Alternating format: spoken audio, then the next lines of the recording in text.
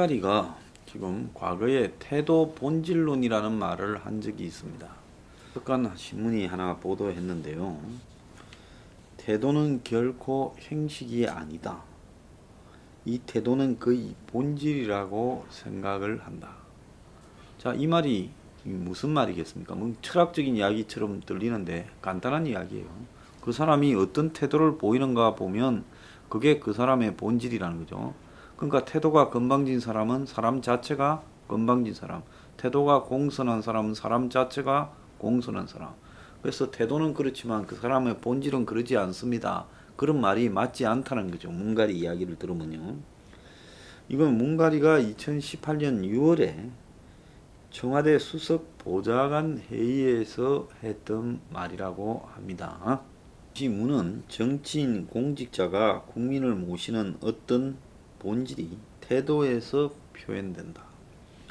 정치나 공직 경력이 오래될수록 높은 지위에 오래 있을수록 그런 태도에서 국민의 기대와 어긋나는 경우가 더더욱이 많아지는 것이 실정 같아. 이렇게 말을 하고 있습니다. 그러면서 이 언론은 삶에 대한 성찰마저 느껴지는 이 말은 지난 총선에서 보수정당에 그대로 적용됐다. 20대 총선 이후 보수정당이 막말 구태 꼬리표를 때려 핵심을 외쳤지만 실천으로 이어지지 못했다. 자, 그런데 총선 이후에 여권 인사들의 그러면 지금 저렇게 아나무인격인 언행은 어떻게 해석해야 되는가?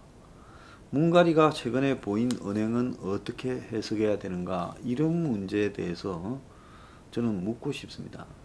문이 최근에 이 공개적인 자리에서 정가훈 목사 등을 놓고 그냥 이 공권력을 본때를 보여주라는 식으로 말을 하는 거나 단호하게 뭐 법적 처리를 해야 된다고 8.15 집회한 척을 이야기하는 그런 문의 태도요. 그리고 잇따른 이 박원순 오거돈 동의 성추행 성희롱 문제, 그 다음에 기자에게 불편한 욕설을 퍼부은 이해찬 문제, 또 유튜브에서 야당 의원 발언을 개소리라고 하는 그런 젊은 여권 정치인, 이런 모습들은 여당의 지금 태도로 봤을 때 그런 여당 태도는 도대체 여당이 지금 가지고 있는 시건방진, 국민을 우습게 알고 야당을 우습게 하는 본질을 보여주는 게 아니냐는 겁니다. 근데 최근에 그런 태도의 백미를 보여준 사람이 추미애다는 거죠. 추미애가 국회 답변 과정이나 이럴 때 얼마나 거친 언행으로 질의하는 야당 의원들에게 달라드는 태도를 보였습니까?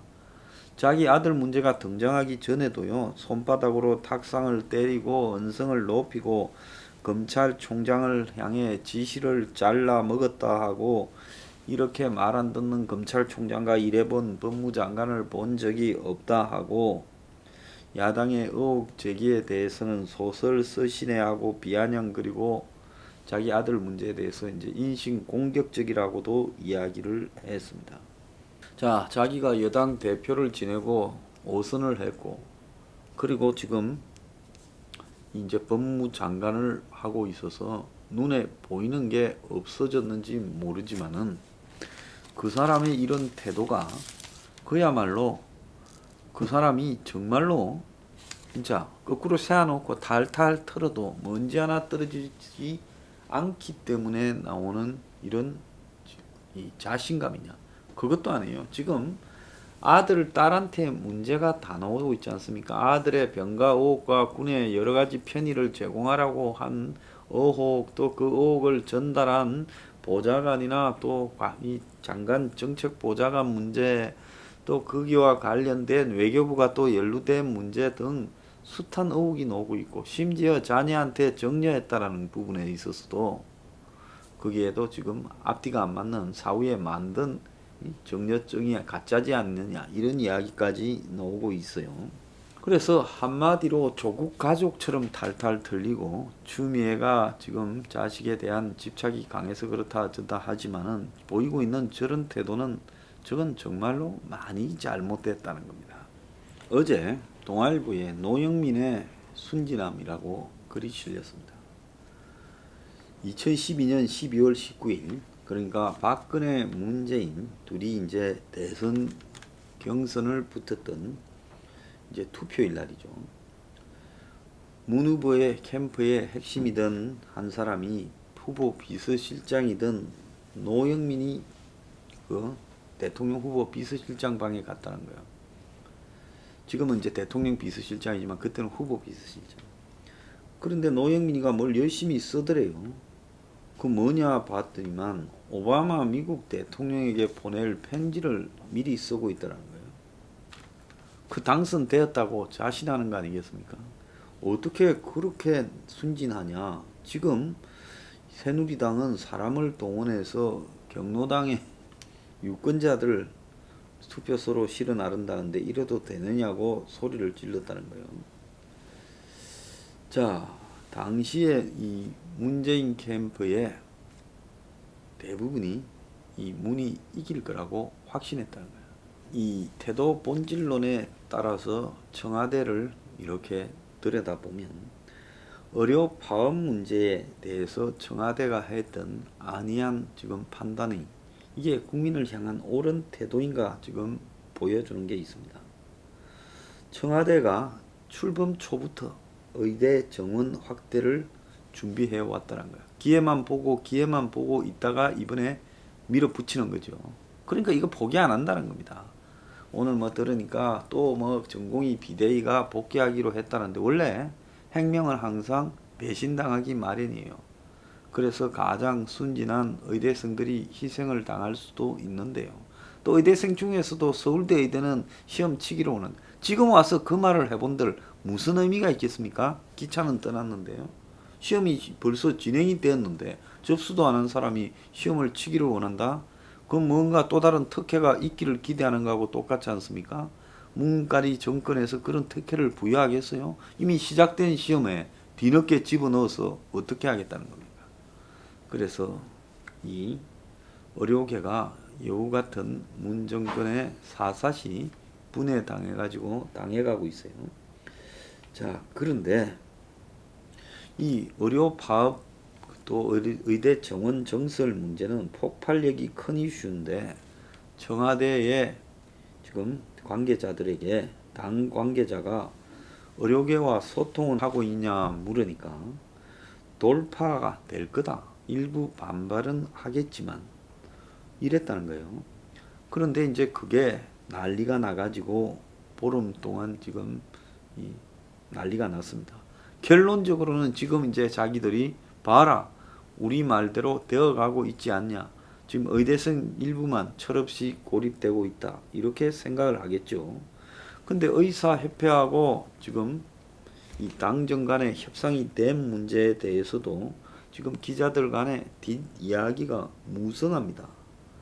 자, 코로나가 확산되는 와중에 의료계가 파업을 하니까 청와대가 강경으로 원칙론을 내세웠고 정세균이가 의협하고 협상하던 시각에 문가리가 법 집행을 통해 강력히 대처하라고 지시까지 했어요. 그래서 당정이 공공의대 정책 원점 재검토로 의사협회와 형식적인 합의를 했지만은 결국 문 정권이 이 부분에 속내를 다 노출됐고 이 합의조차 지금 사쿠라 비판에 몰려 있습니다. 그런데 이 직전에 왜 의사협회를 긴급하게 끌고 들어와가 합의시켰냐? 저는 이미 의사협회는 문가리의 이 합의 대상에 일찌감치 꺾여 있었다고 봐요. 형식적으로 싸우는 척 했지만은. 그런데 문가리가 간호사 격려 메시지를 보내게 되면서 개망신을 당하게 됐지요. 내가 안 했고 청와대 실무진이 기획비서관이 했다. 이래 되지 않았습니까? 이래 되니까 준비해놨던 의사협회하고의 합의를 다음날 밀어붙인 거다. 그런데 이 자들이 지금 국민을 바라보는 시각에서 태도 본질론 입장에서 봤을 때 최소한의 겸손하거나 국민을 두려워하는 생각조차도 없다라는 게 간호사 의사 갈라치기에서 나온 거죠. 간호사를 격려하려고 했다라는 묵말을 믿는 사람이 어디 있겠습니까? 그래서 결국은 지금 간호사 의사를 이간시켜서 의사를 고립시키는데 대통령이 이간질에 직접 나섰다는 것밖에 더 됩니까? 이간시켜서 고립시켜 하나씩 디바이드 앤 룰로 분할 통치로 끝낸다 하더라도 지금 그렇게 했죠. 의사협회 떼내고 전공의 떼내고 지금 의대생만 고립시켜 주기를 하지 않습니까? 그러더라도 그런 짓거리를 하는데 대통령이나 청와대 고위직들이 직접 나서는 모양을 보이는 것은 그건 국민들이 봤을 때 참 졸렬하다라고 비판받을 수밖에 없는 거죠. 이런 부분의 잘못에 대해 반성하기는커녕 격려 메시지 간호사들 격려했다 그것만 보면 되지 왜 갈라치기라고 하느냐고 시비를 거는 겁니다. 그런데 그렇게 뻗대기다가 문에 페이스북에 평소에는 댓글이 2천, 4천 개 달리는데 4만 2천 개가 달리니까 이제 대통령이 그렇게 한 게 아니고 밑에서 받아 적으면서 실수가 났다. 이렇게 말까지 했다는 거예요. 그래서 청와대가 강경으로 밀어붙이면서 대통령이 직접 칼을 휘두르고 간호사하고 의사를 분리시켜서 의사를 죽이겠다고 협박하다가 결국은 어떻게 됐습니까? 꼬랑지를 살짝 내리고 이렇게 다음날 의사협회를 준비해놨다가 딱 합의를 시켜버리면서 지금 사쿠라들을 만들면서 또 분열 공작에 나선 거죠. 그래서 이 정권이 하는 행태를 보면 문가리와 이 노영민이가 그야말로 꼼수만 가지고 자기들끼리 청와대 안에서 이제 맨날 하는 겁니다. 8월 15일 날 집회하거나 정강훈이 패거리한테 따몰아가지고 우리 부동산으로 떡이 된 이 지지율을 반격을 하자. 그런 계획을 세우고 그 다음에는 이번 기회에 더 늦추면 안 된다. 의대 정원 확대와 공공의대 원격으로 밀어붙여야 된다. 저 반발하는 의사들은 우리가 초토화시키자. 그래 밀었다가 또 반격에 몰려서 코너에 몰리니까 또 밑에서 실수했다고 다음날 의사협회 회장은 언제든지 통제 가능하다. 불러가 지금 작업 후다닥 해서 또 분열시키고 있습니다. 자, 조국 갖고 그렇게 밀고 가려다가 법무장관 끝났어요. 이제 추미애 가지고 또 저렇게 밀고 가면서 온갖 난리를 겪고 있습니다. 추미애도 한 2달 더 쓰다가요. 도저히 안 되겠다 싶으면 또 소모품으로 바꿔 채우겠죠. 결국 조국이나 추미애도 그걸로 인생 끝나는 겁니다. 그런데 문가리가 또 하나 꽂힌 게 한국형 뉴딜이라고 해갖고 거기에 이 와중에 펀드 모은다고 직접 대통령이 펀드 매니저로 데뷔하더라고. 이 홍콩계 유명 정권사가 있지요. CLSA라고. 여기에 서울 지점에서 문재인이 펀드 매니저로 데뷔했다. 문스 데뷔 as a 펀드 매니저. 이런 제목으로 보고서를 냈어요. 그래서 뉴딜이 이미 크게 오른 업종을 더 끌어올리기 위해 기름을 붓는 격이다. 정부가 버블 조장에 앞장섰고 우리는 모두 버블이 어떻게 끝나는지 잘 알고 있다. 펀드 매니저들이여 조심하라. 문재인이 당신의 경쟁자다. 세금으로 손실을 메울 수 있는 펀드 매니저하고 어떻게 경쟁을 하겠냐. 원금 보장에 3% 수익에 35%까지 손실을 메워준다는 이런 펀드와 어떤 펀드가 사모든 공모든 경쟁이 되겠어요? 이거는 그야말로 이 옵티머스 펀드나 라임 저 사기 펀드보다도 더한 펀드를 대통령이 파는 겁니다. 그래서 오늘 아침에는 보면 대통령이 수금하는 나라, 펀드 수금하는 나라라고 조선일보에 지금 칼럼이 실렸어요. 돈이 아니라 대통령의 본분에 관한 문제다. 수금에 뛰어든 대통령이 과연 정상인가 이렇게 말을 한 겁니다.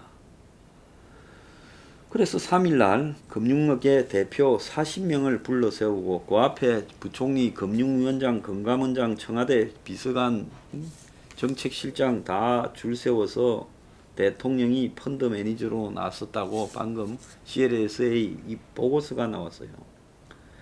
그래서 대통령이 사실상 펀드 매니저라기보다는 펀드 자금을 모으는 관제 펀드 브로커 내지는 개주, 옛날에 개라는 게 있었죠. 대통령이 개주로 나선 겁니다. 자, 그래서 이 펀드를 강매하는, 세일즈를 강매하는 역할을 지금 한 거예요. 그 자리에 참석한 사람들은 문제가 있는 사람들이에요. 왜? 펀드야말로 지금 저는 숙골들이 자유시장 경제를 이야기하지 않습니까? 그러면 자유시장 경제에 국가가 펀드를 만들어 갖고 수익률과 이자 보장해 준다. 그렇지 하면서 은행이나 증권회사 관계자들을 다 불러놓고 오나들을, 거기 뒤에는 또 한국의 금융 다루는 관료들을 다 세워놓고 할 거야 안 할 거야, 이렇게 묻는, 이게 한마디로 내가 개주니까 너네들은 내가 부르는 조건으로 펀드 팔아, 잘못되면 너네들이 책임져, 이렇게 말하는 거 아니에요?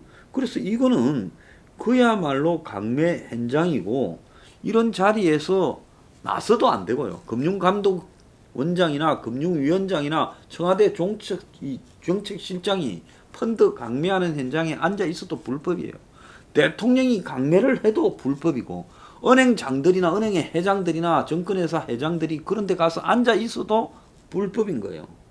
그래서 이거야말로 뭐 자기들은 한국형 뉴딜이라고 하지만은 무슨 디지털 뉴딜과 그린 뉴딜이 그야말로 지금 현재 코로나를 극복하는 데 필요한가라는 것도, 저는 이거 왜 이걸 하냐, 서민을 위한 부동산 아파트 짓는 거라도 해라, 뉴딜을 하려면 그런 이야기를 하지, 이거는 고용 창출도 아니다 말을 하지 않습니까?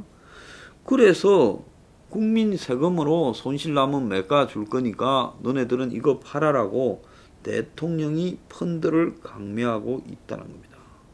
자, 옛날에 뭐 조선이 망할 때 당시에 고종 때나 대원군 때 별걸 다 팔았어요. 대원군이 뭐 경복궁을 새로 짓는다고요, 온갖 그냥 화폐를 새로 발행하고 그야말로 진짜 탄간오리적 행태를 했지요.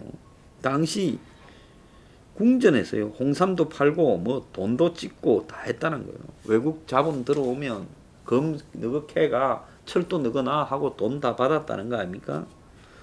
그래서 지금 문가리가 진짜 펀드까지 팔겠다고 나갔는데, 이 펀드를 팔아야 대한민국이 코로나에 거기서 극복된다라는 인과관계는 어디에도 국민들한테 논리적으로 이해시킨 적이 없어요. 제가 디지털 펀드는 재벌들이 저거 돈으로 해야 될 문제고, 회사마다 수많은 수백억에 수백조의 회사 내부 유보금이 있잖아요. 그 돈으로 해야 될 문제고, 그 다음에 그린 뉴딜이라는 거는 문가리 패거리 이해관계요. 자기 패거리 이해관계와 또 재벌하고의 어떤 엮인 이해관계를 가지고 내 임기 내에 이 펀드 너네들 다 팔고 돈 모아서 그걸로 싹 대주고 가야 되니까 너네들 빨리 팔아. 안 팔 거야? 그럼 너네들 참 뒤질까? 이거하고 뭐가 다릅니까? 지금 이거 원격으로도 똑같아요. 원격으로를 한답시고 지금 의대 정원 정설하고 공공의대 확충한답시고 지금 공공의대 만들고 이런 것들이요. 내 있을 때 지금 원격으로 다 해주고 그 다음에 의료사회주의 완성시키고 가겠다고 설치되면서 지금 인턴 레지던트 의대생 두들겨 잡고 있어요. 자, 문의 이런 아집이 대한민국의 방향과 일치한다라는 보장은 어디에도 없어요. 문의 지금 태도 본질론에 보면 임기 말을 앞두고 지금 다 아직도 못한 거 다 해먹고 가려고 그러는 건지, 아니면 임기 말이 더 늦어지기 전에 밀어붙이기로 작정했던 것 중에 못한 거를 다 하려고 그러는지. 자, 펀드 매니저까지 나서 가지고 이 공사를 구별하지 못하는 문을 보면서요, 문의 태도를 지금 보면 문의 행태는 이 공적인 이익보다 사적인 이익에 더 몰두하고 있다. 저는 그렇게 보고 있습니다.